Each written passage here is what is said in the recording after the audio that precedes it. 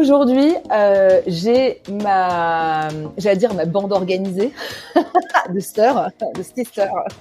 Et donc la sororité, c'est vraiment cette notion de collectif, parce qu'une sororité, elle fonctionne si on est plusieurs autour de la table, puis d'un collectif qui est soutenant, qui est nourrissant, qui est rayonnant.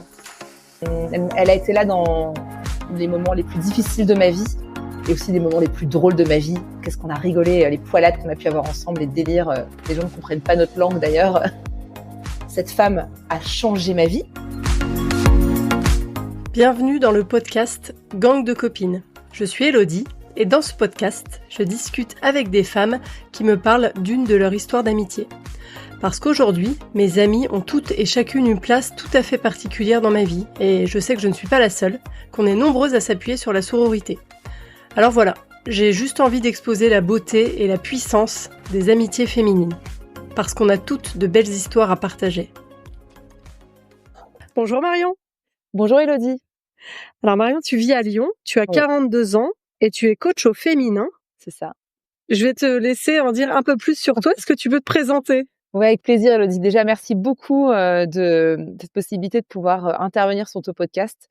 Alors oui, donc je suis Marion Guizet. En effet, je suis leadership coach au féminin et j'accompagne donc plus particulièrement les femmes, que sont des managers, des top managers, des dirigeants d'entreprise, des entrepreneurs aussi, ou même des artistes qui osent pas se lancer, justement, à oser prendre leur place, à oser à oser rayonner sur le plan professionnel et aussi personnel, parce que comme j'aime le dire, chaque personne, chaque humaine, pour le coup, mes clientes sont comme des diamants et dès qu'on aide à plus rayonner dans une sphère de notre vie, ça nous aide à rayonner plus dans toutes les parties de notre vie. En fait, ça a un effet démultiplicateur positif, bénéfique.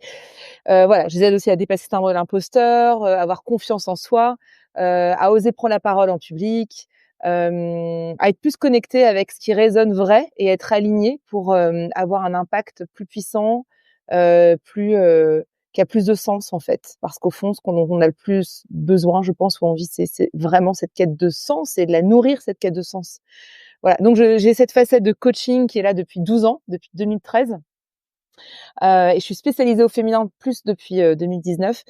Tout ce qui est en lien avec le cycle féminin, c'est ce que j'ai introduit, tu vois, dans mes accompagnements. Donc voilà, ce côté d'être plus en lien avec sa nature de femme, qui pendant longtemps, moi, a été plutôt avoir mes règles, c'était plutôt un emboulet. Et quand j'ai compris la puissance du cycle, en fait, ça m'a permis de pouvoir refaire alliance avec mon corps, avec les différentes phases de mon cycle, et au fond, d'en tirer parti. Voilà.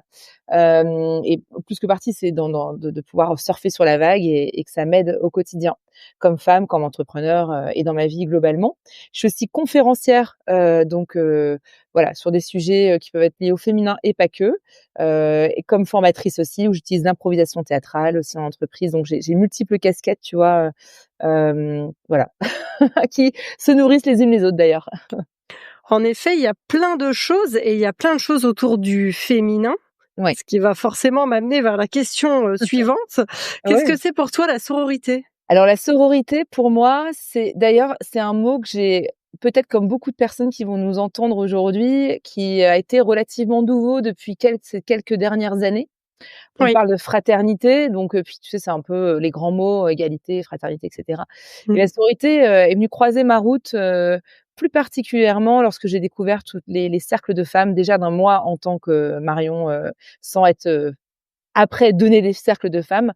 J'ai été initiée par Miranda Gray, qui est une autrice britannique contemporaine et qui a fait des recherches sur le cycle féminin. Je me suis fait initier par elle et former par elle. Donc ça m'a mis un pied clairement dans cette notion de sororité. Et donc pour moi, la sororité, c'est vraiment ce lien donc entre femmes, différence avec la fraternité ou l'humanité entre humains, ce lien particulier entre femmes, et j'ai envie de dire précieux, qui fait qu'on s'entraide, on s'encourage, on est là l'une pour l'autre. On aide l'autre à rayonner, en fait. Et il y a une phrase que j'aime beaucoup, c'est « si tu brilles, nous brillons. If you shine, we shine ». Et cette notion d'élévation commune où bah, en fait, et on le voit qu'on est vraiment cette notion d'ouverture de cœur entre femmes et non pas de jalousie ou de comparaison. Et je sais bien que la comparaison, et cetera, ça fait partie, malheureusement, de nos saboteurs intérieurs. Donc, ces petites voix qui viennent nous saboter dans nos relations avec soi et avec les autres.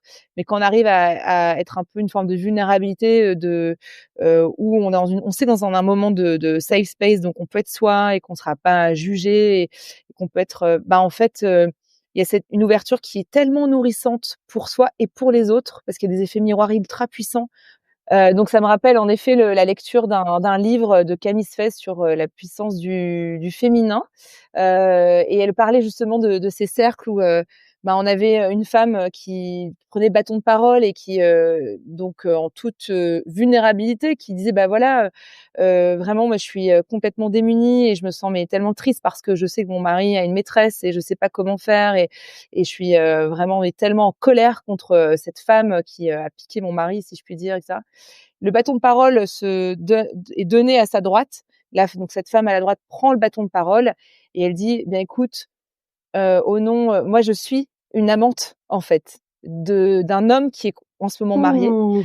Et ouais, et donc mais ce n'est pas son mari, hein. Enfin, c'était vraiment c'était random. Mais elle dit: «Au nom des femmes, des de enfin moi qui peut représenter un petit peu cette femme qu'aujourd'hui peut-être que tu haïs, bah, j'ai envie de m'excuser en fait pour ce que toi tu peux vivre et je comprends en même temps, tout ton désarroi» et cetera. Et elle racontait aussi ses réalités et en fait, ça a été un moment tellement puissant parce qu'on est chacune sorties, enfin elles sont chacune elles sorties de leur réalité, elles ont été dans l'écoute et il y a une forme, un moment de guérison en fait qui s'est passé à ce moment-là. Et en fait, c'est ça aussi qui est beau, c'est quand on ose être soi-même et s'ouvrir, bah, en fait, il y a quelque chose de puissant qui se joue et où on se retrouve qu'on n'est pas seul. On se dit: «Bah, en fait, je suis pas la seule à me sentir, des fois, avec le syndrome de l'imposteur, à me comparer, à juger mon corps, à me sentir trop grosse, trop machin». Voilà, et donc tout ça fait qu'en fait, ça vient nous faire du bien à soi, puis au groupe. Et donc il y a quelque chose de très puissant dans tous ces cercles. Et donc la sororité, si je devais dire, c'est vraiment, voilà, cette notion de collectif, parce qu'une sororité, elle fonctionne si on est plusieurs autour de la table, puis un collectif qui est soutenant, qui est nourrissant, qui est rayonnant. Voilà. Super. Alors, je vais rebondir. Tu as utilisé un terme que j'ai trouvé intéressant, qui est le Ouais, saboteur intérieur, pour ouais. parler notamment de la comparaison et tout ça. Alors déjà, est-ce que tu peux nous expliquer un peu comment tu définirais saboteur intérieur? Et après, j'aurai une autre Bien question. sûr. Oui, donc écoute, très bonne question. Qu'est-ce que c'est, le saboteur intérieur ou où on parle d'auto-sabotage? Ça va rejoindre toutes les notions de croyances limitantes. Je sais pas si tu connais déjà cette notion? Oui, j'ai déjà entendu parler de ça, ouais, mais peut-être tout le monde Ouais. connaît pas, donc vas-y. Ah, peut-être que bah oui, c'est possible. Eh bien, écoute, tout ce qui est notion de croyance, c'est les certitudes qu'on a sur soi, sur les autres, sur la vie, qu'on prend comme des vérités absolues, que ça soit corroboré ou non à une réalité, c'est-à-dire à un fait. C'est-à-dire que même si le fait n'est pas là, on va quand même y croire. Par exemple, typiquement, une croyance, ça peut être, tous les hommes sont des menteurs ou, voyager seul, c'est dangereux, ou, il faut vraiment se battre dans la vie, hein, pour réussir. Bon, bah, il y a des adages populaires, il y a peut-être des croyances qui viennent de notre famille, peut-être, notre expérience de vie, mais en fait, on va souvent il y a un côté blanc et noir avec les croyances, limitantes surtout, parce qu'on a donc 2 types de croyances, on a des croyances limitantes et des croyances portantes ou aidantes. Et dans les croyances, limitantes, elles sont souvent blanc et noir, c'est-à-dire, c'est tout ou rien, c'est soit faut souffrir pour être belle, soit tu fais rien et tu es moche. C'est un peu ça. OK. Ou alors, faut se battre pour réussir, mais si tu te bats pas, bah, Tu c'est la échoues, loose. ouais, ouais. Ouais, c'est ça, exactement. Donc en fait, c'est là où on prend conscience, ce côté un peu binaire de la croyance limitante. Et cette croyance donc limitante, on le voit dans le titre, elle nous limite clairement dans notre potentiel, dans le déploiement du potentiel, dans le fait qu'on n'est pas dans notre plein rayonnement. Et souvent, ce qui en génère, c'est de la frustration, de l'agacement. Elle peut muer par la peur et créer d'autres peurs. Elle peut aussi nous mettre en colère, et cetera. Donc même les émotions qui découlent de ces pensées sont souvent désagréables. Et en fait, elles ne sont pas du tout au service d'oser prendre sa place et vraiment avancer, quoi. Et les croyances portantes, ça va être l'inverse. Ça va être, OK, j'ai jamais pris, mon sac à dos et j'ai jamais vraiment voyagé, mais et si c'était, un gros kiff et que c'était une énorme réussite, en fait, ce tour du monde ou ce tour de Bretagne en vélo ou juste, faire 2 jours sur Saint-Jacques-de-Compostelle, Ouais. imaginons. Et si, les hommes, bah oui, il y a peut-être des hommes menteurs, comme il y a des femmes qui mentent, mais qu'il y a des hommes aussi qui sont extraordinaires. Enfin voilà, donc c'est aussi arriver à chahuter sa pensée, pour pouvoir, s'en sortir parce qu'il y a quand même, je veux juste, en parler parce que je trouve que c'est quand même ultra Vas-y, important et vas-y. c'est la base même, tous les coachings que je donne, c'est vraiment cette notion de connaissance de soi parce qu'en fait, on voit la réalité qu'on croit. Donc comme saint Thomas disait: «Je ne crois que ce que je vois», bah, en fait, c'est plutôt je vais, voir ce que je crois, en fait. Donc si j'y crois, ça devient une réalité et donc c'est parce que j'y crois que ça devient vérité pour moi. Et donc c'est vraiment là, en fait, aussi la puissance des choses. C'est-à-dire que si je commence à ne plus croire à mes pensées, c'est intéressant cette notion de mindfulness et de pas de côté sur, bah, cette pensée-là, en fait, est-ce qu'elle est au service de qui je suis, de qui je deviens, de la femme que je suis? Tu parlais de sororité, de la sœur, de l'amie, de la professionnelle, de l'humaine, de la maman, de la cousine. Est-ce que c'est vraiment une croyance qui va m'aider à aller vers, cet objectif qui est tellement important pour moi ou cette posture que j'ai envie d'adopter ou cet impact que j'ai envie d'avoir autour de moi? Oui, non, c'est ce que poser c'est vraiment se poser la question pour pouvoir ensuite avoir des choix plus intentionnels, plus conscients, heu, sur, heu, sur qui on veut être. Parce que, bah, je pense qu'on a tous conscient que la vie est précieuse et que clairement, enfin, moi j'aime bien dire qu'on est en CDD sur notre terre, notre belle terre et que, ben, le CDD, il peut finir n'importe quand et moi, en tout cas, le fait de me le dire régulièrement, c'est pas du tout un effet d'ailleurs, tu sais, comment dire? Oh mon Dieu, assombrissant, mais plutôt galvanisant. C'est plutôt: «Waouh, attends, j'ai un CDD, mais attends, mais j'ai tellement la chance d'être là. Comment je peux faire pour continuer à avancer et aller vers, ce qui me semble le plus aligné, en fait. C'est pas une question de performance, mais plus une question d'alignement, qui peut être aussi dans le ralentissement, dans plein de choses, en fait. Donc voilà, donc pour parler des croyances, c'est l'importance de la croyance, de comprendre ou de prendre conscience de cette croyance parce qu'en fait, le fait que je crois que, par exemple, je suis pas capable souvent les femmes, elles se disent: «Bah, je suis pas si j'ai pas 90 de mes compétences, je peux pas appliquer à ce job», alors que les hommes, souvent, c'est 60. J'ai pas les chiffres exacts, mais ça peut. Bah, la croyance va faire qu'elle va pas appliquer et donc elle va pas oser, elle a pas confiance en elle. Les gens autour d'elle vont dire: «Bon, bah, elle a pas l'air d'avoir confiance en elle, donc je vais peut-être pas lui donner d'autres possibilités d'évolution en entreprise ou en interne et cetera». Donc ça va venir, bah, je vais me dire: «Bah, voilà, en fait, personne ne croit en moi, bah, j'ai bien raison de pas avoir confiance en moi» et donc on a ce cercle vicieux et ce qui est possible, c'est de changer ça en cercle vertueux en disant: «Bah, tiens, et si je m'autorisais à j'ai pas 90 mais 60 des compétences, bim, je postule. Je crois que je peux me faire sponsoriser en interne, je peux me former, avoir une montée de compétences et puis, les gens autour de moi, naturellement, vont avoir les mêmes, par contagion émotionnelle, vont dire: «Mais, waouh, Marion, elle a confiance en elle, j'ai envie de croire en elle. Bah, tu sais quoi? Je vais la sponsoriser sur ce poste, je vais la former, je vais, on va faire des entretiens un petit peu jeu de rôle pour l'aider à avancer et moi, ça me met confiance en moi», cercle vertueux et donc c'est se dire qu'en fait, c'est à un moment donné, à partir d'un choix qu'on pose par rapport à soi, à sa vie, à ses talents, à ce qu'on a envie d'exprimer dans notre monde et dire: «Bah, en fait, OK, à partir d'aujourd'hui, parce que hier, c'était hier, mais aujourd'hui, c'est une nouvelle journée. Qui je veux être? Qu'est-ce que je veux commencer à me dire à croire?» Et juste pour terminer, c'est important on se dit souvent, mais bah, moi, je la première, hein, dire: «Mais ces croyances limitantes» quand je prends une des croyances que j'ai, c'est forte, c'est sur tout ce qui est blessure du rejet, par exemple, personnellement. C'est je suis pas importante. Si quelqu'un me dit je t'appelle à telle heure et qu'il le fait pas, je peux vite avoir cette blessure ou cette croyance limitante. Et je sais que c'est une illusion. Je m'en rends compte parce que j'ai fait ce travail, etc. Mais c'est un travail de tous les jours. Hein. Toute humilité, 100% sur ce chemin, bien évidemment. Mais en tout cas, ce que je veux dire, en tout cas, en avoir conscience, ça me sort déjà une énorme épine du pied, si je puis dire. Parce que j'ai moins je me rationalise plus rapidement et je suis moins vite dans mes états émotionnels, désagréables. Néanmoins, c'est se dire: «Mais si c'était mon meilleur pote qui me parlait comme je me parle aujourd'hui, est-ce que j'accepterais ça? Est-ce que j'accepterais que quelqu'un me dise: "Tu vu comme t'es grosse? Le petit bourrelet là, sur la plage, ça va être moyen, hein"» ou «Non, mais tu vas pas réussir, tu es toujours foiré dans les prises de parole» ou alors ce poste de management, bon, attends, tu pas la posture, tu jamais fait. En fait, j'accepterais pas qu'une personne me parle comme ça. C'est pas possible. Donc pourquoi je m'inflige ce type de dialogue ou monologue avec moi-même?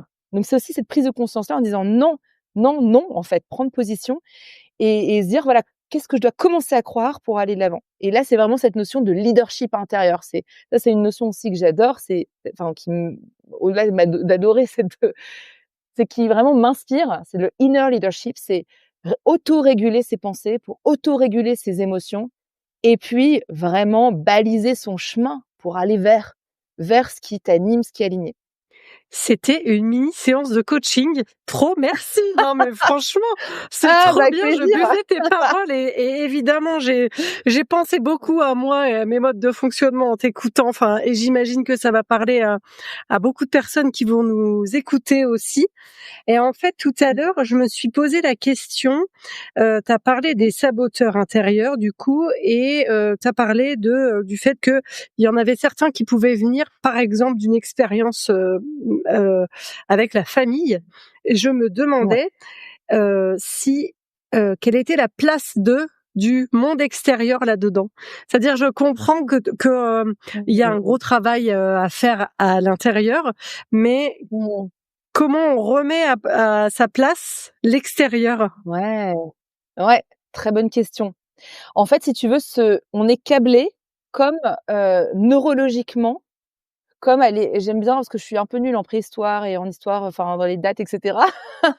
Enfin, pour le coup, tu vois, je me juge, c'est Ouais, assez drôle parce que là, alors que croyance je viens de te limitante. dire que c'était trop bien, ouais. Oui, je sais. Non mais c'est intéressant Ouais, de se c'est rendre vrai. compte parce qu'au fond, on peut en rire et on peut Oui. passer à autre chose. Parce que non, je suis pas complètement nulle, il y a des choses que évidemment je me souviens. Mais donc tu vois, je challenge ma propre pensée. Mais en fait, donc je dirais que, tu vois, ce câblage neuronal, il daterait de la famille Pierre à Feu, tu vois? Dans l'idée, tu OK. vois? Vraiment, il y a très, très longtemps, on a un instinct, on avait ce mécanisme de survie qui vient du cerveau primitif. Cerveau primitif, la plus grande peur de l'être humain, c'était quoi d'après toi? Heu, j'ai déjà entendu cette histoire, me semble-t-il, mais c'était de se faire, manger par un ours ou un truc comme ça, non? C'est pas ça? Ouais, Ouais, en fait, plus ou moins. tu y es du doigt, Ouais. c'est de mourir, c'est de mourir. La plus grande peur de Ouais. l'être humain, c'est de mourir. Alors après, la prise de parole publique, c'est aussi que c'est Ouais. c'est une grande peur, mais Oui. justement, c'est relié à OK. ça aussi d'ailleurs. Je vais t'en parler juste dans 2 secondes. C'est qu'en fait, la plus grande peur de l'être humain, c'est de mourir. Or, mourir à cette époque-là, eh bien, c'était lié à ne plus faire partie de la tribu. Je ne fais plus partie de la tribu, donc je suis exposée au danger, aux ours, aux tigres, à toutes ces bêtes féroces autour de la grotte. Je n'ai plus accès au feu, je n'ai plus accès à l'affection, je n'ai plus accès à la nourriture. Donc c'est vraiment une question de vie ou de mort. D'où nos peurs les plus profondes. Lise Bourbeau en a fait un livre, Les 5 blessures qui nous empêchent d'être nous-mêmes, la peur du rejet, la peur de l'humiliation, de l'abandon, de l'injustice. Et j'en oublie toujours le 5e, la trahison. Voilà. Et en fait, tout ça, c'est en lien, tu as remarqué, ces peurs-là sont en lien avec les autres, avec un autre. C'est le lien social qui devient l'enjeu. Si je n'ai plus ce lien social, eh bien, je peux mourir. D'où ces peurs profondes qui sont vraiment neurologiquement engravées en nous, si je puis dire. Tu vois? Engrammées plutôt. Ouais. Et donc je te dirais, donc il y a un câblage qui est déjà là, à la base. Donc Lise Bourbeau, qui est donc une autrice canadienne, hein, qui a fait ce bouquin sur les 5 blessures qui nous empêchent d'être nous-mêmes, si je pense que c'est le bon titre.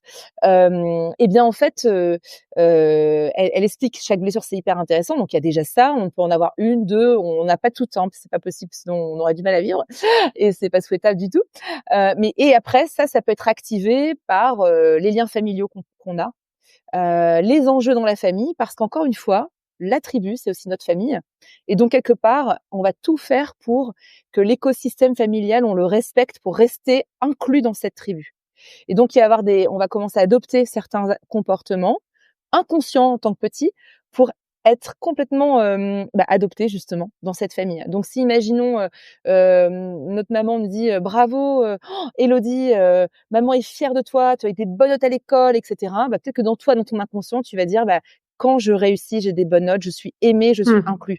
Et après, il y a cette idée, enfin moi je peux parler en jeu plutôt que parler de toi, mais cette idée, hop, on galope dans la vie à toujours chercher les bonnes notes. Mais c'est la stratégie qu'a cette petite fille.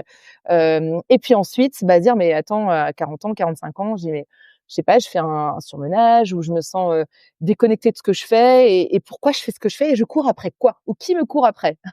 Et après dire cette stratégie de survie que j'ai eue depuis Mathusalem, au fond, elle est plus vraiment d'actualité aujourd'hui à la quarantaine puisqu'en fait, j'ai pas besoin de performer, j'ai plus besoin pour être aimée. Mais tu vois, ça, faut en avoir conscience de ça. Tu vois, le syndrome de la petite fille, de la gentille Oui. petite fille, par exemple, ou de gentils petits garçons, c'est pareil. C'est cette notion de faire le dos rond, d'être, si tu veux, tout même le lien avec le féminin, il est, toutes les injonctions sociétales, ce qu'on attend d'une femme, d'une petite fille. Et je sais qu'on essaye de vachement nous déconstruire en ce moment, mais on voit combien on est rattrapé. Moi, la première qui des fois vont faire des remarques à mes nièces, etc. En me disant mais attends, qu'est-ce que je viens de dire? Oups, tu vois.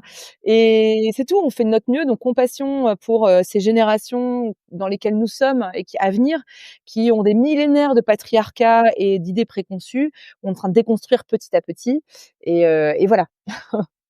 Merci, tu viens d'employer le mot que je voulais entendre quand je pensais à l'extérieur et aux saboteurs extérieurs. Je pensais aussi à l'influence justement du patriarcat de la société dans laquelle on vit. Voilà. Ouais. Ben c'est ça. Et puis il peut y avoir le patriarcat, il peut y avoir je lance ma boîte et puis j'en parle à Tati Daniel, qui a toujours été fonctionnaire pendant 30 ans dans la même boîte et qui va faire: «Oh mon Dieu, mais tu veux être entrepreneur? Non mais laisse tomber l'affaire, la sécurité, la sécurité».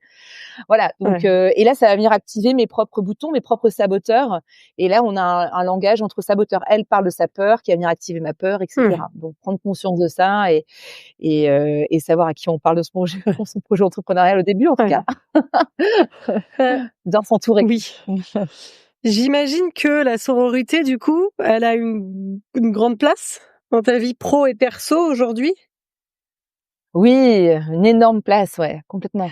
Mmh. Et du coup, pourquoi avoir lancé cette activité 100% avec des femmes? Il y a une explication derrière? Il y en a une, à la fois, je pense, très rationnelle et une peut-être certainement moins. En fait, moi, donc j'ai démarré comme coach, donc comme je te disais, donc au Canada, parce que j'ai vécu 12 ans au Canada, donc à Montréal et à Vancouver. Et au début, c'était mixte. J'étais, voilà, aider les personnes dans leur transition de vie, et cetera. Et en fait, je me suis rendu compte très rationnellement que 98% de ma clientèle était féminine. Il est courant en fait dans les pratiques d'accompagnement quand on est accompagnateur, que ça soit coach, thérapeute, et cetera, qu'on attire à soi des clients, des patients qui nous ressemblent. D'accord. Donc comme je suis OK. une femme, bah, en fait, naturellement, je vais, attirer des femmes qui auront des choses qui sont en lien avec ma propre histoire de manière inconsciente ou plus ou moins consciente. En fait, ce qui a été vraiment pour moi pivot, c'est que j'ai fait ce lien avec, tout ce qui est en lien avec le féminin après, des ruptures sentimentales où je me suis reposé la question ou alors, un love coaching, en fait, pour être tout à fait franche avec toi, il y a 5-6 ans de ça, m'a posé la question du tout ce qui était le lien, la polarité féminine. J'avais jamais entendu parler de ça et donc j'ai commencé à mettre un pied là-dedans. Puis ensuite, j'ai fait des tentes rouges à Paris, donc des tu sais, des cercles de femmes avec des bâtons de parole et cetera, où, voilà, donc des espaces vraiment d'expression de soi. Et puis au fur et à mesure, bah, je me suis retrouvée à Lisbonne, à être initiée, par Miranda Gray justement pour devenir Moon Mother, qui permet de donner des soins énergétiques pour les femmes, d'où la womb blessing, donc la bénédiction de l'utérus ou le soin de l'utérus. Je t'avouerai que quand je me suis inscrite, j'ai fait: «Ah mon Dieu, c'est un truc complètement tiré par les cheveux». Ouais, et en fait, Parce qu'ils ouais. ouais, voilà, exactement. Mais en fait, il y avait une partie de moi qui était vraiment attirée par ça. J'avais aussi pris quelques cours de Reiki parce qu'il y avait un truc avec les mains qui m'attirait et une partie de moi me disait: «Mais tu es complètement perché», voilà, saboteur intérieur, jugement de soi, tu as vu? Ça Ils tu reviennent fais vite, origine hein. d'une famille aspirationnelle. Ouais, ah bah, t'inquiète pas, on dit que 80% de nos pensées sont négatives, tu vois? Si on n'a pas fait d'exploration de soi et si on selon le capital génétique, donc ça vraiment, c'est possible de changer tout Oui. ça avec, conscience. Tu vois, là, je le fais en rigolant même, en fait, ça après, je rigole pas toujours, hein, mais bon là-dessus, en tout cas. Mais, ce que je veux dire par là, c'est qu'en tout cas, je me suis sentie attirée et je pense que j'étais souvent été, muée par enfin, d'être assez rationnelle dans mes choix et cetera, beaucoup dans le yang. Je viens d'une famille qui est très dans le yang, dans le faire, plus dans le faire que dans l'être. Il y a peu de place à l'émotionnel. On va être plus même on va être plus dans l'intellectuel et le faire que l'émotionnel. Donc avec une majorité d'hommes d'ailleurs, j'ai des frères et cetera. Après, on peut avoir des frères qui ont beaucoup plutôt du yin, ou côté féminin et de l'écoute, des émotions, mais ce qui n'était pas mon cas, en fait, chez moi. Et je pense que c'est aussi pour aller sur cette partie moins rationnelle de mon job, je pense que c'est aussi de cette tagline que j'ai qui est «Oser prendre sa place». En fait, c'est partie de mon histoire de vie, quoi. Oser prendre sa place, oser dire les choses, oser, assumer qui on est, oser, exprimer sa vérité, qu'elle plaise ou pas, avec bienveillance et fermeté. On peut être fier de soi avec humilité. Enfin voilà, toutes ces choses-là, pour aller venir dégommer, et aujourd'hui, c'est vraiment ma mission de cœur, c'est d'aider justement à dégommer au fur et à mesure ou à amoindrir, c'est mon côté bulldozer là qui parle, je le sens, les croyances limitantes, des clientes qui viennent me voir pour qu'elles rayonnent pleinement, quoi, et quelle joie de les voir comme des papillons ouvrir leurs ailes et d'oser être visibles, d'oser avoir des clientes, de pouvoir, gagner leur premier contrat, de pouvoir dire non à leur manager, de redire oui à leur équilibre de vie, de dire oui à soi. Là, j'ai par exemple une cliente, voilà, qui a choisi de pouvoir, suivre une de ses passions. Elle a toujours été très rationnelle et elle dit: «Là, j'ai décidé de prendre 2-3 mois pour faire de l'apnée». Et comme par hasard, l'endroit où elle est sur une île, eh bien, au large de l'Afrique et cetera, il y a l'ancien capitaine des apnéistes de France qui est là et puis qui est en train de l'entraîner. Enfin, le fait qu'elle s'est dit oui à Incroyable. elle rencontre par Ouais, hasard l'ancien capitaine de France et là aujourd'hui, elle me dit: «Mais tout est en train de changer dans ma vie» parce qu'elle s'est reconnectée au fil conducteur de la joie, en fait. Et en fait, fil conducteur-là, moi, je l'ai perdu plusieurs fois parce que je voulais être rationnelle sur mes choix, école de commerce, aller chez Publicis, alors que bon, je devais l'expérimenter ça, mais j'étais pas trop, voilà, je voyais pas trop le sens humain de ce que je faisais parce que c'était pas mon appétence à moi. Voilà. Et au fur et à mesure d'aller retrouver aussi, les fils de la joie, donc en fait, l'écoute de son cœur, tu vois? Et en OK. fait, et c'est ça qui m'anime énormément dans mon métier. On l'a entendu entre les lignes, ou on l'a entendu carrément d'ailleurs, tu as quand même un parcours qui est Oui. hyper riche, rythmé et moi je trouve particulièrement inspirant. On va se concentrer sur 3 grands moments de ta vie où des femmes ont eu une place particulièrement importante. Donc on en a discuté ensemble. On va parler de sortie de relations toxiques, de partir au Canada et de monter ton activité. Alors, on va commencer par les relations toxiques. Ouais. Qu'est-ce que c'est pour toi et qu'est-ce que ça veut dire une relation toxique? Pour avoir peut-être il y aurait peut-être des psychologues spécialisés qui auraient une définition stricto sensu, scientifique, et cetera. En tout cas, dans mes propres termes, comment moi je l'ai vécu, Ouais. c'était une relation où, il y avait je ressentais une instabilité émotionnelle chez mon partenaire qui aussi venait créer une instabilité chez moi. Alors après on est 2, hein, je vais pas non plus tout mettre sur lui. Ce serait toujours, c'est bien d'être co-responsable.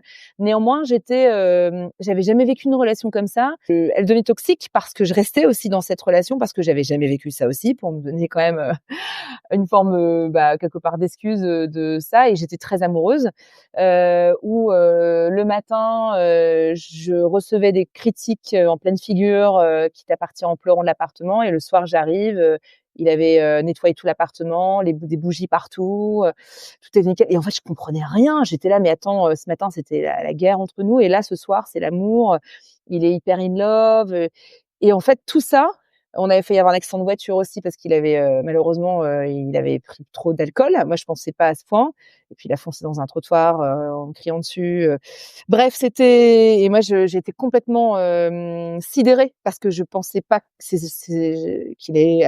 ça pouvait arriver, si tu veux. Donc j'ai voulu lui donner une chance, puis une deuxième chance, puis j'ai dit: une chance d'abord en disant: «On a tout le droit à sa chance». Ouais. Bon, à ce moment-là, en fait, maintenant, aujourd'hui, évidemment que je le ferai plus, mais en fait, c'est grâce à cette expérience-là qu'aujourd'hui je le ferai plus. Je crois qu'on en a toutes des on le fera plus. Tu vois? Ouais, non, oui, c'est ça. Ouais, ouais, Écoute, voilà, ça faisait 1 an, 2 ans qu'on était ensemble, donc je sentais des choses déjà qui étaient red flag, genre il parlait hyper mal à sa mère et à son père. Et je me dis: «Tiens, un homme qui parle mal à une autre femme, ses parents, qui montrent pas de respect, je fais un jour, il me parlera comme ça aussi à moi». Mais si ouais. tu veux, ça faisait déjà 1 an qu'on était ensemble et je m'étais pas trop rendu compte. Puis des fois, on n'a pas trop envie de voir les red flags non plus, tout comme, me casser devant les gens, enfin pas ou amoindrir mes propos. Bref, donc c'était des trucs qui étaient distillés comme ça au fur et à mesure, et à un moment donné, ça s'est condensé et la contraction était de plus en plus proche. Et là, je fais: «Attends, là, c'est toutes les semaines, et cetera», et donc ça devenait, invivable. Et c'est le moment où je lançais ma boîte d'ailleurs, de coach. Bref, et donc pour moi, oui, la toxicité, elle a été, le fait d'un comportement qui était, j'ai envie de le dire, qui était pas sain, en fait, tout simplement, anormal, et puis le fait d'être moi-même, d'être restée dans ce schéma-là parce que je voulais une chance, et puis encore une, et puis encore une, et puis encore une, tu vois? OK. Qu'est-ce qui t'a aidé à en sortir du coup de cette relation? Ah! Mon amie Clairette d'amour que j'aime de tout mon cœur, Et comment elle ma t'a sœur aidé à de en cœur. sortir? Ta sœur Et de ben, cœur, comment elle t'a aidé à en mouais, sortir? ma sœur de cœur. Claire, c'est une de mes enfin, plus vieilles amies, c'est une de mes meilleures amies, on est comme des sœurs, hein, vraiment, on se ressemble même, je pense dans notre manière d'être, physiquement. J'étais à son mariage, on me disait, les gens me connaissaient pas, ils me disaient, «Bah, félicitations pour le mariage de votre sœur». Ah très bien! Ouais, alors que bon, enfin, j'étais: «Mais c'est pas ma Mmh. sœur». Enfin si, de cœur. Ouais. Et j'ai eu 2 personnes qui m'ont dit: «Félicitations pour le mariage de votre sœur», donc c'était assez drôle. Elle a été là dans les moments les plus difficiles de ma vie et voilà, elle était dans ses encouragements, dans son soutien, plein d'amour et de bienveillance et aussi des moments les plus drôles de ma vie. Qu'est-ce qu'on a rigolé, les poilades qu'on a pu avoir ensemble, les délires, les gens ne comprennent pas notre langue d'ailleurs. Donc je sortais avec, cet homme, ça faisait, donc 2 ans et ça allait comme je l'ai expliqué, ça allait plus du tout et la relation d'avant, j'étais aussi restée à mon goût un peu trop longtemps. C'est toujours ce qu'on se dit, hein, dans la relation qui, on est, foire. On se dit: «Pourquoi je suis Mmh. restée, 6 mois, un an et demi de plus?» Mais c'est comme ça. Encore une fois, compassion pour soi, dans je pense qu'on fait vraiment de son mieux et on a toujours des choses à apprendre même si, douloureux, mais cadeau mal emballé. Et donc, je lui ai dit: «Écoute Clairette, je suis avec David, mais ça se passe vraiment pas bien et si tu sens que je suis encore là dans 3 mois, que ça va toujours pas, comme je pense que je peux avoir une tendance à donner des chances encore et une forme de psau pseudo-dépendance affective ou accepter les miettes, on va dire ça plutôt comme ça, ben, aide-moi à en sortir». Et ce que j'ai fait, donc elle m'a dit: «Oui, bien sûr». Donc parle de accountability, tu vois? C'est incroyable que tu aies osé demander faire ça, Ah oui, déjà. pourquoi? Bah, parce que, on se rend pas forcément compte et tu l'as dit tout à l'heure du piège dans lequel on est Ouais. et le fait de pas en parler, justement, ça permet aussi de, comment dire? Bah, de rester dans la situation dans laquelle on est un peu par confort. Donc déjà, c'était toi Oui. aussi une façon de dire: «Bon là, il faut que je m'en sorte, quoi». Ouais, en fait, oui, oui, tout à fait. En fait, c'était, une grosse bouée que je donnais à mon ami. Ouais, c'est ça. Ouais. Et puis je pense dans ces moments-là, enfin, je sais pas si toi ça t'est déjà arrivé ou peut-être les auditrices ou auditeurs, c'est qu'il y a un moment où le radar est complètement flouté. Oui, C'est-à-dire ouais. C'est pour ça que je disais que c'était incroyable que ouais, tu demandes de l'aide. Bah, je te ouais. laisse continuer, Non, vas-y. mais complètement, mais je pense que le radar est flouté et il s'est flouté de plus en plus d'ailleurs parce que je pense que la personne à qui j'ai plus besoin de refaire confiance, c'est moi. Et pendant longtemps, j'ai fait: «Il faut que je refasse confiance aux hommes, il faut que je tombe sur un mec qui était tellement amoureux de moi». Je fais: «Mais ce mec me fera jamais de mal» et bim, 1 an plus tard, la porte en pleine figure, si tu veux. Je me dis: «Mais comment je peux refaire confiance à l'amour, aux hommes?» Mais en fait, pour moi, je me suis rendu compte après coup que c'était pas vraiment ça l'enjeu.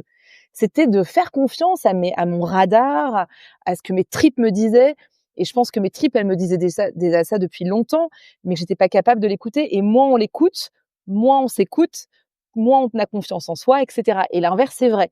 Et donc, je pense que c'était une forme de bouée que j'ai donnée à Clairette au moment où j'étais là, je sens que mon radar est vraiment en train de s'estomper et que je serais peut-être plus à même vraiment de savoir quoi faire quand. Et je vais peut-être me conforter dans un truc, franchement, j'étais vraiment mal. J'avais mon plexus solaire qui était fermé tous les jours, je pleurais, et cetera. Non, j'étais pas bien. J'allais me conforter dans un truc qui était pas confort. Et en fait, ce que j'ai fait, c'est que j'ai fait bon, là, tu vois, c'est un peu moins mais ça devait être comme ça. J'ai fait vraiment mon sous-marin pendant, 6 mois. Donc j'avais dit: «Au bout de 3 mois, ça va pas», mais en fait, pendant plusieurs mois, je crois que on s'est appelé rapidement en mode, oui, ça m'arrangeait très bien qu'on s'appelle pas, tant que Ouais. ça, parce qu'en fait, ça Mmh. Ouais. n'allait pas du tout. On testait la psychologue de couple, et cetera. Il y allait, puis tout compte fait, il y allait plus. Donc moi, c'était yo-yo émotionnel avec lui, la plupart du temps, en fait. Jusqu'au jour où, je l'appelle et là je lui dis, au bout de 6 mois, je l'appelle et je lui dis: «Voilà ce qui se passe avec, David. Voilà ce qu'il m'a dit» et là on raccroche et là elle me renvoie un message vocal et elle me dit: «Marion, si c'est pas moi qui te le dis, bah, c'est moi qui te le dis. Je décide de dire: "Il faut que tu quittes David parce que sinon c'est toi que tu vas perdre, en fait"». Et là, parce que j'avais déjà dit que j'étais pas en dissociation, tu sais, des fois, quand tu es tellement mal, pour 1 heure de coaching par jour, je mettais, 3-4 heures à me retrouver parce que je me dis: «Comment je peux aider les gens quand même moi-même je me sens mal?» Donc je prenais 3-4 heures pour être bien, je faisais du sport, du machin, mais j'avais toujours envie de pleurer, j'étais vraiment mal. Enfin, j'avais mon plexus solaire fermé et donc ça allait vraiment plus. Elle m'a dit: «Là, ton corps va y passer, donc vraiment, mais sors de cette relation». Et en fait, pour moi, ça a été le moment de grâce. Ah Grâce à Clairette, qui a remis de la clarté sans vouloir faire un jeu de mots sur son prénom, mais elle est très forte à ça. sur ma situation de vie. Et à ce moment-là, j'ai parlé à David et je lui ai dit: «Écoute David, je te quitte». Alors je lui ai dit en plus pas parce que je t'aime plus, mais parce que vraiment je me sens trop mal aujourd'hui dans cette relation. Mon corps ne va plus bien. Je pense que il faut que je te quitte. Et ce qui est dingue, c'est que le lendemain, je revois David, fond en larmes devant moi. Je fais: «Mince, qu'est-ce qui se passe David?» Il me dit: «Je viens d'apprendre que mon père a un cancer du cerveau et je dois partir au Chili», parce qu'il est chilien. Je dois partir au Chili là dans les jours qui viennent. Et donc en fait, en termes de timing, il est parti de ma vie le lendemain, quoi, en fait. Il a quitté l'appartement, j'ai repris le bail et en fait, ma vie c'est et voilà. Donc en fait, Clairette, oui, ça a été, le pivot de qui m'a aidé à vraiment à sortir, à me libérer. Mmh. Deuxième truc que je trouve incroyable, c'est qu'elle te l'ait dit. Parce qu'en fait, je trouve que des fois, on a tendance à Ouais. être un peu dans le consensus avec nos amis, Ouais. c'est-à-dire à leur dire un peu ce qu'elles ont envie d'entendre. Ouais. Qu'est-ce que tu penses de ce mec? Oh oui, oui, il est parfait. Alors Mmh. qu'on a un petit truc dans notre tête qui nous dit, bon, Mmh. je sais pas, je suis pas sûre, et en C'est vrai. même temps, est-ce que vraiment c'est une intuition? Est-ce que je Mmh. dois lui dire ça? Est-ce que je dois pas lui dire? Enfin, Mmh. c'est difficile, et du coup, Ouais. c'est hyper bien dans ton cas que Claire, elle ait su te dire les C'est choses une chance comme ça. incroyable. Enfin, c'est chouette, ouais. Alors je pense qu'il y a 2 choses. La première, c'est que je lui ai donné l'autorisation de le faire Oui, parce que je l'ai oui, quand même c'est vrai. dit: «Clairette, il faut que tu me le dises». Ouais. Donc je pense que ça, j'avais conscience que j'avais cette faiblesse-là et que j'avais besoin d'aide. Et Claire, on se connaît tellement bien que je sais qu'elle l'aurait fait avec beaucoup de bienveillance et avec beaucoup de clairvoyance parce que je sais que c'est quelqu'un qui est ancré, qui est, capable de voir les choses et cetera. Voilà, elle veut que mon bien, donc c'est une sœur, ouais.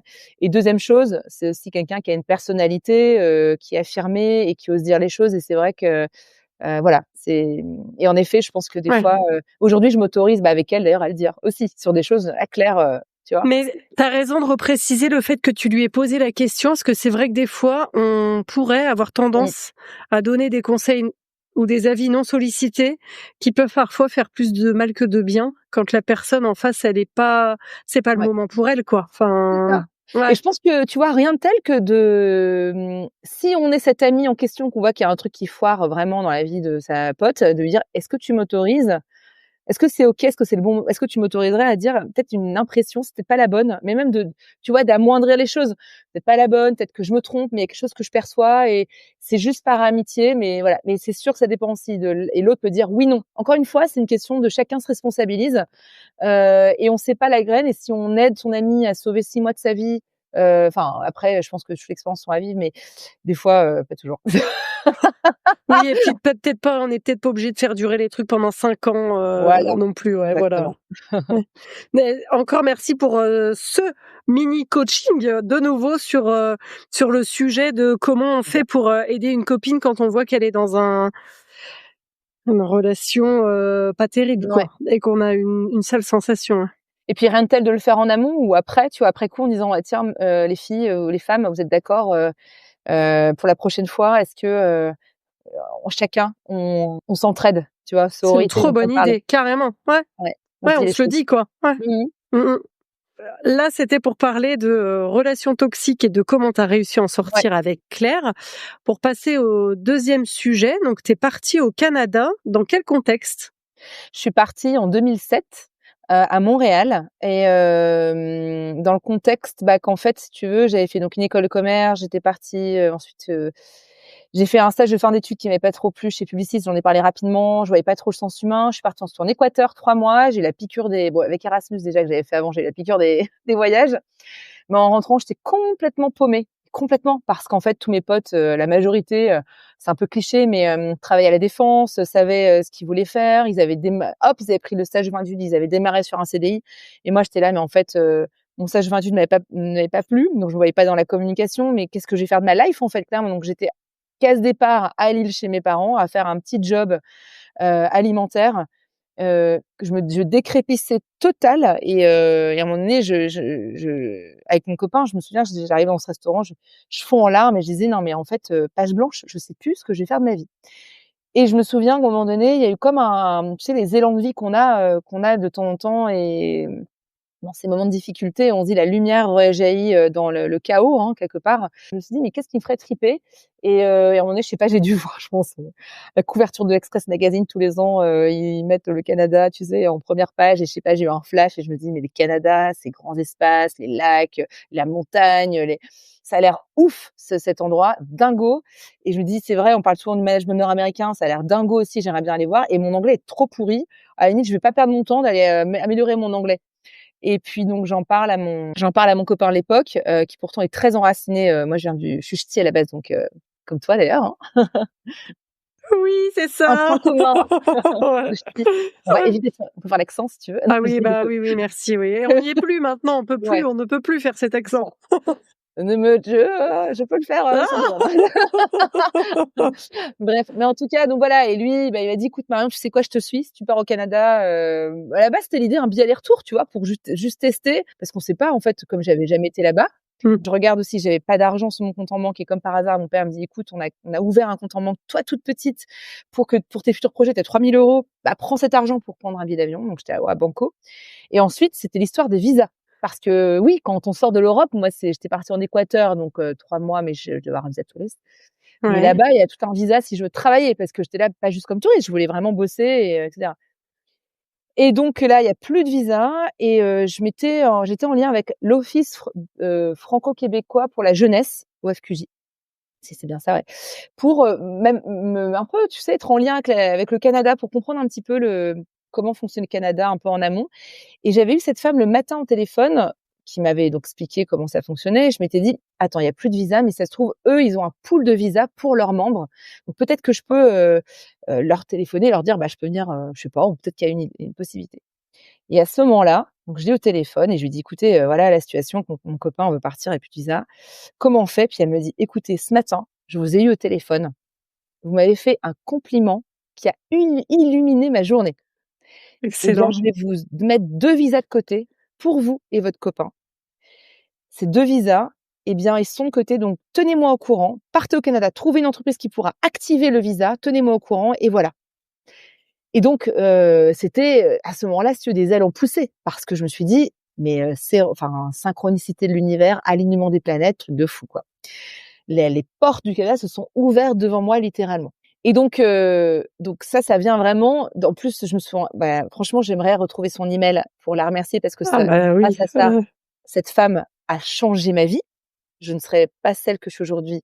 Voilà et on voit aussi le pouvoir alors, pour le coup, j'ai dû dire un compliment, je ne sais plus quoi, mais le pouvoir aussi de la gentillesse gratuite, évidemment, sans vouloir dire que je suis quelqu'un de gentil, mais c'est pas ça, mais c'est se dire des fois, quand on sent et d'ailleurs, je veux juste faire un aparté là-dessus, un truc que j'aime bien faire, c'est, quand je vois quelqu'un, une femme, même qui est dans la rue, a une belle robe qui lui va bien ou qu'elle est rayonnante, je m'autorise à lui dire, en disant: «Oh, excuse-moi madame, je trouve votre robe, qu'est-ce qu'elle met en valeur votre teint, vous êtes vraiment rayonnante». Trop bien! Ouais, Et là, tu dois éclairer en effet la journée de la personne à qui tu t'adresses, quoi. bah, oui Évidemment, et on fait pas assez ça, hein. bah, on est plus dans le jugement, si tu veux. Ouais, c'est ça, de regarder le bouton qui pousse, le cheveu qui est mal Ouais, coiffé, ouais, ou jalouser, trop bonne ou être idée. dans Ou l'envie jalouser, ou je ne sais comparer. quoi, mais Oui, tu as raison, oui. «Ah, sa tu robe, vois? elle est trop belle, elle doit coûter trop cher, je pourrais jamais me la payer». Ouais, Tu vois? alors qu'un petit Et mot doux. un petit mot doux et Mmh. puis rien ne t'empêche de lui demander: «Vous l'avez acheté où votre robe?» C'est quoi votre bon plan? On va être en mode inspi, mais en fait, de changer un petit peu le côté, jalousie haute par, le mot inspiration, en fait, dire: «Bah» et moi je sais bien que quand je vis de la jalousie ou de l'envie, c'est dire: «OK, qu'est-ce que ça veut dire de moi?» C'est pas l'autre le problème, c'est le miroir que c'est en train de faire vis-à-vis de moi-même. Qu'est-ce que je suis en train de me raconter pour créer cette jalousie? Et qu'est-ce que je m'autorise pas à vivre? Est-ce que je m'autorise pas à être plus dans une forme de féminité? À porter des robes comme elle le fait ou des couleurs un peu flashy? Ou peut-être que je m'autorise pas à avoir un décolleté ou, enfin un truc qui me ferait kiffer que j'ose pas, en fait. Donc ou alors ces vacances, là et en fait non, je suis toujours, toujours à travailler en tant qu'entrepreneur. Imaginons. Donc moi, je vois vraiment ça comme un radar, pas par rapport à l'autre, mais par rapport à moi, en fait. Et cet alignement que je ne vis plus quand je suis dans une envie ou une jalousie. Et souvent ça passe parce que, bah, en fait, on met le doigt dessus et c'est trop intéressant, enfin, en termes Ouais. d'évolution. Merci pour cet aparté parce que justement, j'allais rebondir aussi en disant que, oui, on a un peu tendance à se moquer des gens, qui sont trop gentils ou trop bons, les expressions toutes faites, trop Oui. beau, trop con trop bon, trop con et cetera. Mmh. Et finalement, je suis comme toi convaincue qu'être gentil et exprimer, des choses, bienveillantes et des compliments aux autres, ben, à un moment, ça revient, quoi. Voilà, d'une façon ou d'une autre, ça apporte des choses positives à soi, à l'autre. En fait, sache que la première personne qui bénéficie de notre propre gentillesse, c'est nous-mêmes. Donc, quand on exprime de la jalousie, la malveillance, la première personne qui avale le poison, c'est soi, Ouais, tu vois? Donc en ouais. fait, on a tout intérêt, sans vouloir en fait, si on est très égocentré, soyons gentils. Bah, ouais, ouais, Non, mais c'est vrai. je dis ça en rigolant. Mais, Oui. ce que je veux dire par là, c'est qu'on parle aussi donc de contagion émotionnelle où une émotion peut, par exemple, atteindre plus de 140 000 personnes. Donc si la boulangère, elle tire la tronche le matin, bah, les gens qui vont chercher leur pain, ils savent pas pourquoi, ils prennent la boule, tu sais, comme une petite balle, la balle de la tristesse ou de la mauvaise humeur et puis elle le donne à son conjoint, à son collègue, au machin et on dissémine ça. Et l'inverse est vrai aussi. Donc, en fait, c'est toujours une question de choix, de qu'est-ce que j'ai envie de vivre aujourd'hui et qu'est-ce que j'ai envie de c'est quoi l'impact que je vais avoir? Parce qu'au bout du compte, si on réfléchit au bout de notre vie, en fait, c'est pas, combien j'aurai amassé et cetera, c'est, qui j'ai été. Alors après chacun aura peut-être ses Mmh. questions-réponses. Moi, en tout cas, celle que j'ai, c'est quel impact j'aurais eu? Est-ce que j'aurais assez aimé, en fait, aussi? Sans se sacrifier non plus, tu vois? Il y a toujours cette notion Ouais. de aussi cet archétype de la femme, sacrificielle, la mère qui Mmh. donne tout. Voilà et si je donne pas, je suis égoïste, tu vois? Il y a encore ça, c'est de l'auto-sabotage qu'on voit beaucoup chez les femmes et que j'ai énormément dans mes coachings, cette dualité de si je donne pas, c'est-à-dire que si je donne pas, je suis égocentrée, voilà. Mmh. Un peu, blanc et noir. Mais en fait, je peux très bien me donner et au contraire, si je me donne, quelle mère j'incarne, c'est marrant, des fois, j'ai des coachés, tu sais, qui me disent, qui réalisent au fur et à mesure du coaching justement, qui disent: Mais en fait, ce que je suis en train de me donner comme amour, la liberté que je me donne en m'autorisant à partir en week-end avec des copines, en prenant soin de moi, en me prenant une après-midi off pendant que mon conjoint s'occupe des enfants, en m'autorisant à lancer ma boîte et dans mon projet. Mais qu'est-ce que waouh, le modèle que je donne à mes filles et à mes fils. Merci d'avoir, parlé d'entrepreneuriat, comme ça va faire Mmh. le lien avec le troisième sujet, Ouais. qui est, le moment où tu as monté ta propre activité. Déjà, qu'est-ce qui t'a Mmh. alors, avant le qui est-ce qui, Mmh. qu'est-ce qui t'a poussé à te lancer? Eh ben, écoute, j'ai envie, alors c'est bizarre ce que je vais dire, hein, mais j'ai envie d'honorer mes ruptures sentimentales qui m'ont fait énormément de peine pourtant, qui ont été je pense, c'est un des traumas les plus difficiles, les ruptures sentimentales dans une vie avec les Ouais. déménagements et cetera et c'était mon deuxième grand amour qui m'a quittée, cadeau mal emballé, donc aujourd'hui je remercie, on est très bons amis d'ailleurs, donc voilà. Néanmoins, ça a été très, très dur. J'étais donc à Vancouver et je me suis retrouvée je vivais beaucoup à travers l'autre, parce qu'en fait, cette relation, ben, il y avait peu d'engagement, en tout cas, je ressentais aussi, de sa part et cetera. Donc moi, j'étais beaucoup à courir en tout cas, c'était ma perspective après, tout ça et donc le peu de temps qu'on avait ensemble et cetera. Donc c'est quand je me suis retrouvée toute seule, j'ai fait: «Waouh!» En fait, je vivais beaucoup à travers l'autre et j'avais cette liberté dans mes mains et je me dis: «Mon Dieu, qu'est-ce que je veux en faire? Qui suis-je?» En fait, c'est cette grande question. Il y a cette notion de liberté, des fois, on se dit: «Non mais attends, cette liberté à la fois, waouh, je l'adule, mais elle me fait hyper peur parce que qu'est-ce que j'en fais de tout ce temps? Mais attends, mes amis, mais j'en ai plus trop des fois parce que c'est selon comment on est dans la relation, si elle était, justement très, vampirisante, enfin ou pas ou bref, ça dépend de comment on était, mais en tout cas, ce côté où on se connaît plus trop, on vivait aussi à travers, la relation de couple qui est aussi une entité en tant que telle, hein, la troisième personne, hein, le couple. Il y a ce côté, voilà, un peu perte de connaissance de soi, de qui je suis et donc là, à ce moment-là, je me suis dit, bah, clairement, j'ai mis carte sur table, j'ai fait: «OK, en fait, mon job actuel, en fait, je me fais chier, quoi. Je m'emmerde, à la fois intellectuellement, je n'évolue plus, ça fait 7 ans que je faisais, le même métier, à la fois à Montréal et à Vancouver, donc j'avais fait le tour du truc. Ensuite, financièrement, je stagnais et puis, humainement, les valeurs de la boîte étaient beaucoup money, money, money, plus d'argent et cetera. Les collègues, je m'entendais bien, mais sans plus. Donc aussi, à un moment donné, j'ai fait un petit peu stagnation totale, il faut que je sorte de ce bateau qui, pour moi, coulait intérieurement, tu vois? Enfin, c'était, et c'est marrant, j'aime bien dire qu'à ce moment-là, donc je travaillais dans le tourisme. Ça faisait 7 ans que je travaillais dans la création de voyages sur mesure.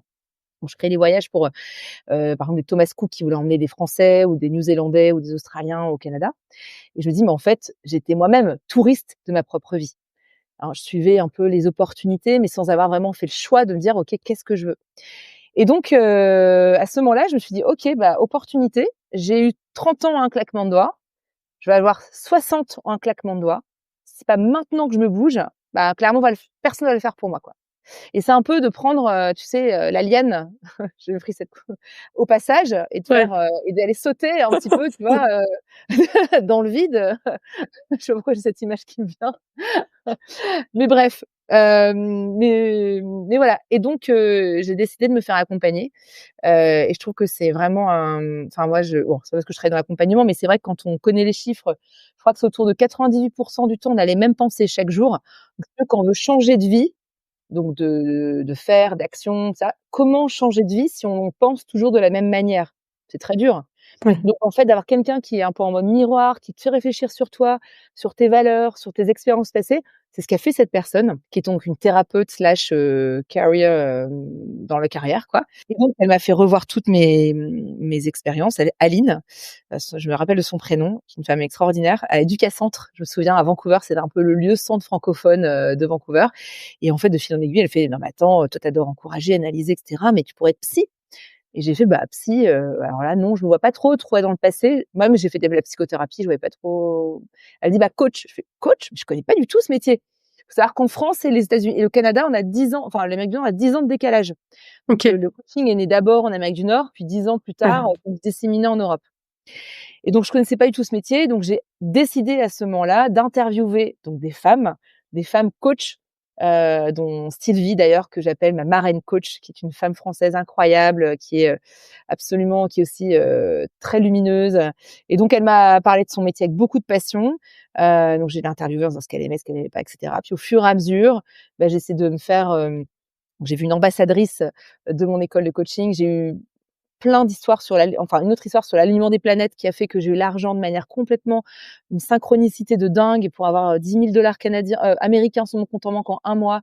Parce que comme par hasard, on m'a demandé de faire du doublage de voix alors que j'en ai jamais fait de ma vie. Puis en fait, ça m'a payé en grande partie, ça sponsorisait cette école de coaching que j'ai aussi eu par hasard. Enfin, il y a eu beaucoup d'alignement des planètes et moi, c'est marrant, je fais juste un petit aparté, mais je trouve qu'il Vas-y. y a vraiment cette notion de l'alignement des planètes. Je me suis dit: «Mais qu'est-ce qui fait qu'il y a autant un alignement des planètes?» Je surfe sur une vague des fois dans nos vies, je sais pas si tu as déjà vécu ça, mais tu te dis: «Mais des moments ça bloque, Oui. ça va pas même si j'ai envie», et des moments où ça surfe. Tu es sur ton surf et tu files sur la vague. Si, Ouais, ça m'est déjà arrivé d'avoir et les 2, hein, et des périodes, où tu as l'impression que tout va mal et que tout ce que tu ouais, entreprends, ça foire, et des périodes où tu sens que tu es aligné et à ta ouais, juste place, et où les choses, elles se mettent en place, facilement. Alors des signes comme les tiens, ça ne m'est jamais arrivé, mais ouais. c'est trop chouette, quoi, et on souhaite à tout le monde d'avoir ces briques qui Mmh mh. s'alignent, les sous ces pièces du puzzle Ouais. qui s'alignent les unes avec les autres pour aller, à Tellement. l'endroit où tu dois aller, quoi. Ouais. C'est ça, c'est tellement, réconfortant. À ce moment-là, on se dit: «Ah, il y a vraiment une logique dans ce monde». Tu vois? Je me sens moins seule. C'est un peu ça. Et en tout cas, moi, ce que je me suis dit, ce qui est assez drôle pour cette synchronicité-là, en tout cas, c'est que je me souviens le jour où j'avais dit à l'univers, à Dieu, enfin, on peut l'appeler comme on veut, j'avais dit: «Si tu veux que je sois coach, sponsorise-moi». Mais d'une manière un peu, Inch'Allah, tu vois? Ouais, Quelque ouais, part. OK. Je disais intention haute et expectation basse, donc attente basse. C'est-à-dire, j'ai des attentes qui sont hautes, qui est quand même de changement de métier, d'identité et cetera, professionnelle et personnelle au fond, et des attentes hyper basses en mode, si c'est Inch'Allah, on verra, quoi. Ouais. Enfin, tu vois? Et en fait, le truc, et est-ce que ça, c'est la clé? Tu vois? C'est toujours, moi, je me pose toujours la question de c'est quoi la clé? La vibration haute, le fait d'être dans la gratitude, le fait je pense qu'il y a un mieux ça devrait faire on pourrait faire un autre podcast là-dessus, hein, sur, c'est quoi Ouais, les clés d'alignement et qui fait carrément. qu'on surfe sur des vagues Ouais. incroyables et cetera, et qui font que la vie est un gros kiff à certains moments, puis il y a des moments, bah, on vit d'autres choses, puis ça nous apporte autre chose, hein, mais voilà. Mais c'est quand même, hyper, en tout cas nourrissant ces moments-là, et merci d'exister. Mais en tout cas, voilà, donc ce qui s'est passé, c'est que, bah, j'ai donc, interviewé l'ambassadrice de mon école de coaching. Hop, j'ai embarqué parce que j'avais 10 000 $ américains pile poil sur mon compte en banque au bout d'un mois, alors que c'est ce que j'avais demandé, c'était complètement fou. Et puis ensuite, j'ai une femme mentor aussi, qui elle avait monté un journal au Japon, alors qu'elle parlait même pas japonais. C'était une Canadienne, mais incroyable, qui avait plusieurs multicasquettes, et tout ce qui est mentoring, existe énormément au Canada. Il y a vraiment cet effet d'entraide. Il y a de plus en plus ça en France, de ce que j'ai pu voir. Puis ensuite, je suis arrivée en France. Avant d'arriver en France, je me suis fait aussi coacher par Delphine Boileau-Thérien, femme de challenge, qui est aussi une business coach pour les femmes et les aider à gagner en liberté financière. Et c'est vrai que tout ce qui est au niveau financier, pour moi, ça fait partie de la grande émancipation des femmes. Ouais. Je pense qu'on est vraiment tout attendu dans cette liberté financière pour gagner en puissance d'action, pour oser pleinement prendre sa place, être attendu sur le terrain économique, stratégique, géopolitique, enfin tout quoi. En fait, ça nous aide à Ça aussi, prendre ça de la pourrait être un sujet. Ça aussi, ça pourrait être oui. un sujet à part entière de podcast. Et j'espère bientôt. Je Ouais. n'en dis pas plus. Voilà. Oh là là. Exactement. Mais en effet, ce sujet est génial. Enfin, Ouais. après la liberté sexuelle, libération sexuelle des femmes, Ouais. l'émancipation financière, et puis moi je vois aussi la fertilité, la possibilité de congeler ses ovocytes. C'est aussi une manière de reprendre un peu une forme d'émancipation sur je suis pas vouée qu'à avoir des enfants à tel moment, etc. Même si on sait que la congélation des ovocytes ça marche, mais pas toujours. Mais néanmoins, ça apporte quand même beaucoup de possibilités et d'ouverture et voilà. Donc voilà, et donc j'ai eu cette business coach qui elle m'a beaucoup aidée à me propulser et après sans parler de tous ces réseaux de femmes entrepreneurs où grâce à elle où elle a tout ce cercle de femmes, puis aussi des amis qui m'ont aidé à faire mon logo. On se retrouvait toutes les quatre. Elle a une qui m'a aidé à faire mon logo parce qu'elle a vu mon pull orange. Elle a fait ce orange, c'est toi. Et puis elle m'a hop en 2 minutes elle a fait mon logo. Une autre qui m'a fait mon site internet, une troisième qui m'a parlé de stratégie. Et puis après, des entraides qu'on a entre entrepreneurs, comme je suis dans le coaching, il y a des femmes qui étaient intéressées pour prendre du coaching. Et puis moi, il y en a une qui m'a aidé à faire du coaching en images. Enfin, et en fait, ça a été une propulsion, mais en fait, individuelle et collective, tu vois? Ouais. Dans les défis que tu rencontres aujourd'hui en tant qu'entrepreneur, Oui. qui est-ce qui te soutient? Alors, qui me soutient ou qu'est-ce qui me soutient? Ah, qui? Là, on est sur le qui. Qui te soutient? Aujourd'hui, j'ai j'allais dire ma bande organisée de sœurs, de sisters. Ouais, carrément, ma bande organisée de sisters, des femmes extraordinaires. Bah, il y en a une que tu as interviewée qui s'appelle Aurélie Guéant, Oui, qui tout est à fait, ouais. voilà. Allez écouter son podcast, le podcast avec Élodie, son interview. Exactement, ouais, Voilà, ouais. sa sororité le collectif, que je Ouais. recommande, fortement, qui a créé un magnifique collectif de femmes entrepreneurs, sur le signe de la spiritualité, et cetera, qui est juste unique et charmé. Et puis, bah, aujourd'hui, oui, j'ai toutes ces femmes, incroyables autour de moi, des femmes entrepreneurs, des amies de cœur. J'ai Claire, j'ai Tiffaine, je pourrais pas les nommer, mais, pour moi, ces femmes, elles m'aident sur le plan pro, le plan perso, elles me font intervenir dans le rosé au féminin, dans les entreprises. Elles vont m'aider à aussi intervenir auprès de leurs propres clients, comme coach, comme formatrice, auprès de leurs sœurs, auprès de leurs meilleures amies. Donc c'est ce que je souhaitais en étant entrepreneur, c'est pouvoir choisir mon entourage, choisir la vibration dans laquelle je suis. Être entrepreneur, c'est pas toujours évident. On me dit: «Ah oui, mais financièrement, et cetera». Mmh. Mais en fait, tout ça, c'est toujours une question, de mindset. Évidemment que c'est pas toujours évident, mais ça apporte tellement de choses, en fait, de ça aussi, ça nous fait tellement grandir. Néanmoins, en fait, je vais pas partir sur ce sujet-là, mais en tout cas, cette notion de choix d'entourage, c'est aussi cette notion de encore une fois, qui on devient. Hein, on disait qu'on était la somme des 5. C'est Jim Rohn qui disait ça, qu'on est la somme des 5 personnes qu'on fréquente le plus. C'est pas Ouais. une question d'être opportuniste, c'est pas ça. C'est une question de se dire, en fait, on parle de neurones miroirs et en fait, les personnes que je fréquente, naturellement, je leur ressemblerai à un moment donné parce qu'on va se câbler neurologiquement comme elles pour faire partie de la même tribu. On revient toujours dans les histoires de tribu pour être en mode survie. Et donc, c'est oui, une question de se dire, bah, tiens, cette tribu, je peux aussi et je l'invite, moi, à la choisir, en fait. On a une tribu qu'on ne choisit pas, qui est une famille de sang. Et puis, souvent, c'est cette tribu qui nous fait aussi beaucoup grandir. Et souvent, on se dit, ah ça y est, ah ça y est, j'ai grandi là-dessus, je suis une femme mûre, machin, là, là. Hop, je retombe dans la famille et bim, ça touche sur le bouton, le levier qui est activé. Je fais: «Ouais, d'accord, j'ai encore des trucs à travailler, moi». Humilité, humilité et en même temps, hyper riche et puis voilà. OK. Quel est le ou quels sont les plus grands enseignements que t'ont apporté les femmes avec qui, tu as aujourd'hui des relations ou peut-être avec qui tu n'as plus de relations et que tu Mmh. voudrais partager à nos auditrices? Vraiment des Mmh. grands enseignements, des phrases choc peut-être? Tout à l'heure, tu as dit: If you shine, we shine». Est-ce que tu as d'autres petites pépites? Ça, c'est pour moi, quelque chose qui est hyper important pour moi parce qu'en fait, et ça peut être pour les femmes comme pour les hommes, hein, mais je trouve qu'entre femmes, on a vraiment quelque chose à jouer. Cette notion de féminin sacré, de sororité dont on parle quelques années, c'est parce qu'il y a une vraie faim, en fait.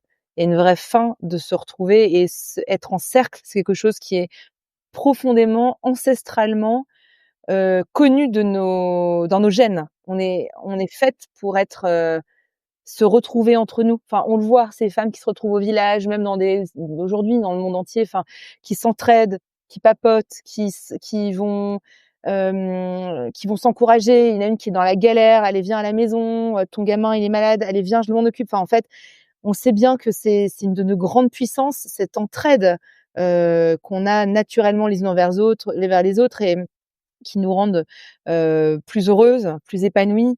Et en fait, la femme est l'amie de la femme, quoi. En fait, donc c'est un peu la meute de louves quelque part. J'ai envie de dire. Je pensais l'homme est un loup pour l'homme, tu vois. Et moi, j'ai envie de dire, bah en fait, nous sommes cette meute de louves et on est cette meute qui prend soin les unes des autres et qui peut aller loin et qui peut. C'est un peu cet esprit de femme sauvage qui me vient là, mais voilà, écouter son intuition et tout ça. Quel autre enseignement qui peut me venir? Bah, pour moi, ça vient encore une fois, mais ça va être un petit peu redondant sur Marianne Williamson. Elle dit: «En fait, ce qui nous fait le plus peur, c'est, notre lumière, mais en fait, qui tu es, qui tu n'es pas toi pour rayonner, en fait». On a souvent peur de faire de l'ombre aux autres quand on rayonne en disant: «Oh, si je rayonne trop fort, de bonheur, de joie, l'autre, va se sentir toute petite, amoindrie» et cetera. Mais en fait, ça peut être justement une source d'inspiration aussi. C'est rayonner avec, bienveillance, hein. Je parle pas de rayonner pour, en jeter, donc c'est dire en fait, justement dans cette notion je pense que je suis dans ce thème de l'inspiration. Ouais. Voilà, c'est ce qui me vient. Il y a tellement autre chose qui pourrait me venir et puis ose demander de l'aide, ose y aller. Enfin moi, je sais que pendant longtemps, je restais avec mes problèmes, avec une déprime, avec une dépression quand j'avais 20 ans. J'osais pas, demander de l'aide en disant: «Ça ira mieux demain, ça ira mieux demain, ça ira mieux demain». Mais en fait non, ça n'ira pas mieux demain si je ne fais rien par rapport à ça, si j'ose pas demander de l'aide. Et en fait, ose demander de l'aide à cette femme, cet homme, cet humain. Il y en a des humains aujourd'hui, il y a beaucoup en plus sur un type d'accompagnement, on a tellement de choses aujourd'hui. Et en fait, moi, je vois combien c'est accélérateur pour ma vie et toutes celles autour de moi aussi, le fait d'oser demander de l'aide dans ma vie et d'aller de l'avant. Donc, tu n'es pas seule. Si tu es toi-même dans une situation de détresse, de peur, etc. Il y a des associations, il y a des femmes, il y a des hommes, il y a tout ce qu'il faut et en tant que femme, je pense qu'il y a vraiment ce côté où on a de l'empathie, de la compassion. Enfin, je crois à cette meute de femmes en tout cas, qu'on peut aussi se créer. Et donc c'est une invitation à chacune d'aller la créer cette meute. Comme toi tu fais, Elodie, tu vois, que ce podcast. Évidemment, j'allais dire ça, j'ai un grand sourire parce que j'allais dire bah oui, c'est ce que je fais, ouais, et ça me parle forcément, quoi, de rassembler des femmes autour et de montrer à quel point justement on se soutient et à quel point cette meute, elle est là. Ouais. On est à la fin de cet épisode. Où est-ce qu'on peut découvrir ton activité et suivre ton actualité? Ouais, alors vous pouvez me suivre sur Instagram, Marion Guiset, donc Guistet coach, voilà. Vous pouvez me suivre sur LinkedIn aussi.